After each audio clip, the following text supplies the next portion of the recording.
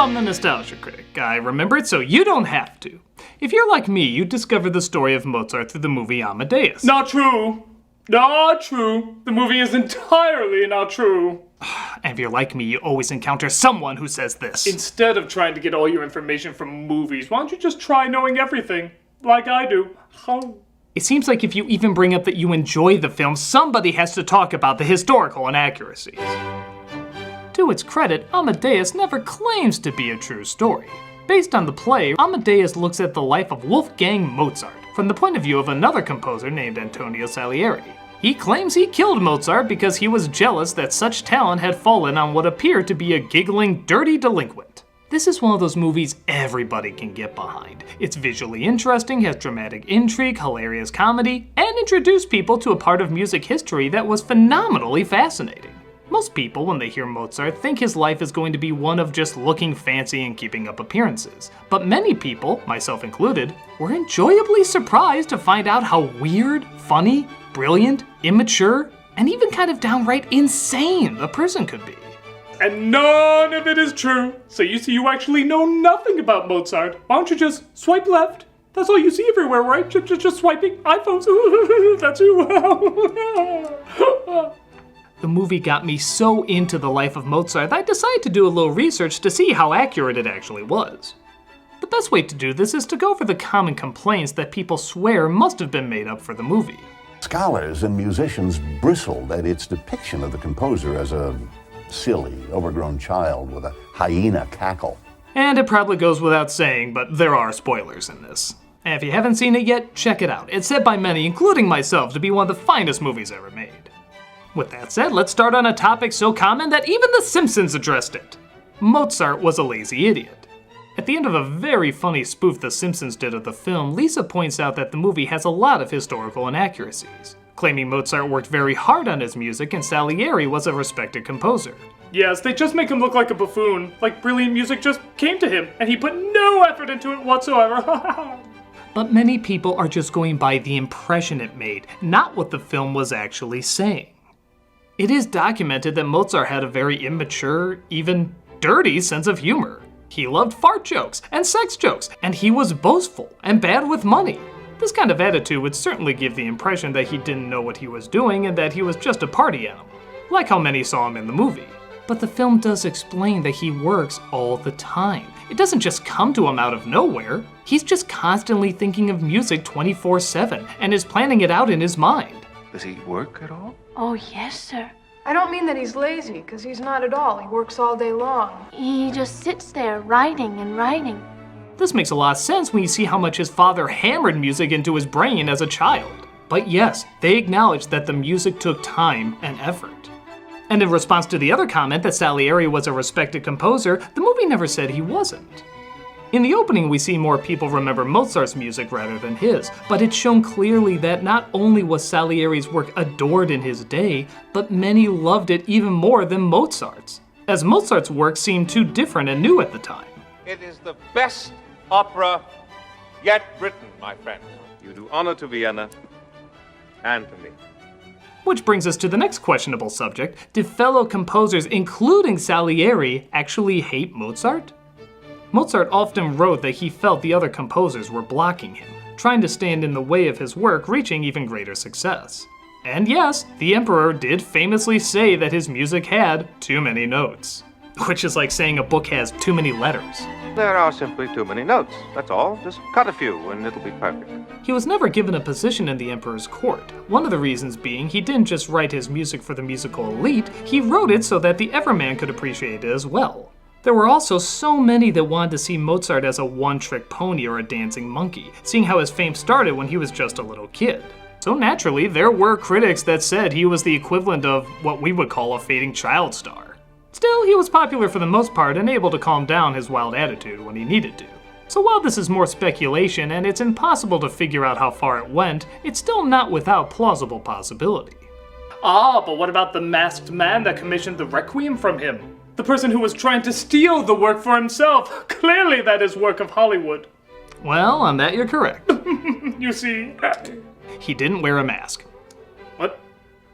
Yeah, the part you'd swear was out of a lame Hollywood thriller actually contains a lot of truth.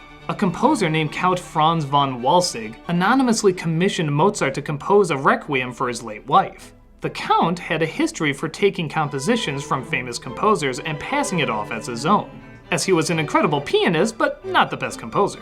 So it's incredibly likely he was going to do the same with Mozart's work.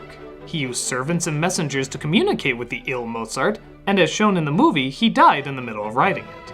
It was then handed off to other composers to try and complete it so that his wife could still collect the money and pay off a lot of the debt that her husband accumulated. So, while it wasn't Salieri as it said in the movie, it was still someone who had quite a devious plan, proving once again truth really can be stranger than fiction. Yes, but let's not tap dance around the biggest inaccuracy, the one that the whole film is centered around. Salieri did not claim he killed Mozart.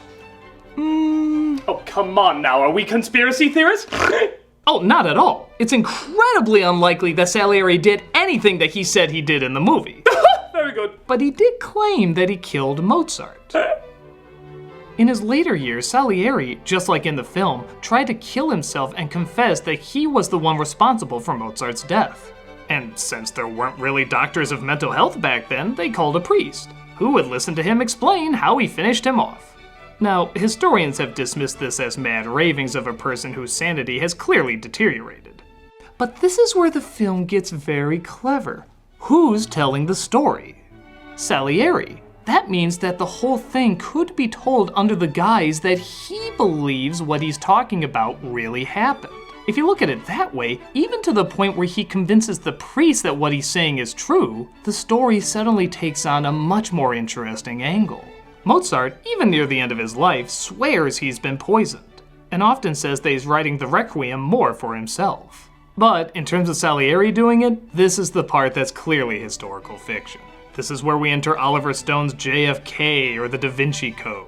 It's a fantasy told in a world of fact. But what makes this so clever is that you can just say everything around Salieri is mostly fiction while everything around Mozart is mostly accurate. He worked hard on his music, like the movie said. He could be immature, like the movie said. He was a debtor, a drinker, a boaster, but also one of the most unbelievable talents the world has ever known. So when somebody says Amadeus is totally nonsense, you can say that the majority of it is true except for the Salieri parts. Those parts are based on the theories and stories that spread over the years. Deceitful stories so crazy and unbelievable based off of a life so crazy and unbelievable that it's hard to know where one ends and the other begins. That's the genius of the movie. It blends fiction and reality so well that even years later, people still confuse what really happened and what didn't. It's just easy to label it as one thing and dismiss people who see value in its historical relevance. But the life of Mozart can't be labeled as one thing. It's too strange for that. This movie did its homework in getting a lot of the history in it correct and intentionally incorporated fiction to enhance a life that is very hard to get a grasp on. It's funny when you see how many people boast about how many things the movie got quote-unquote wrong, as if the creators didn't know what they were doing. Very similar to how the composers in the movie assume Mozart didn't know what he was doing because he was too strange and new. In fact, with all the people talking about the inaccuracies, even though they got a lot of those inaccuracies wrong, you could argue that they're the ones who are misinformed. A fouler phrase has never been spoken. There are still things left unknown about Mozart and his work, and even what we do know is subject to some speculation, so nobody will ever get the full story. But only a life as strange as this could blend truth and fiction, honesty and deceit in such a perfect way. Mozart's life never could and never should be told straightforward. It's a maddening spin that has to be experienced and challenge you, exactly like his music does. It's bizarre, yet humanizing. Dark, yet bright. Funny, yet serious. Something to have on in the background, or listen to by some of the greatest musicians of our time. The film is a masterwork that deserves to be honored as much as Mozart himself is.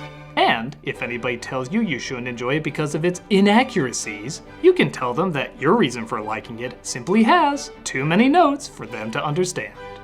Well, there it is. I'm a nostalgia critic, guy. Remember it so you don't have to.